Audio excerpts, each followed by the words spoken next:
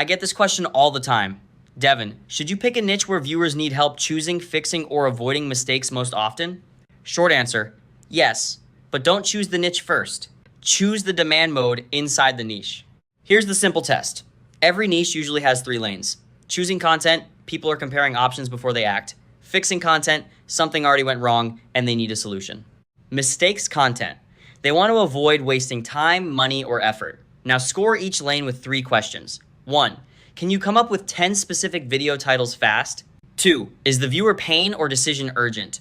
3. Can you repeat this format over and over without reaching for weak topics? For most beginners, fixing content is the best place to start because the pain is clear, searchable, and easier to title. Choosing content works well when people are comparing tools, products, or methods.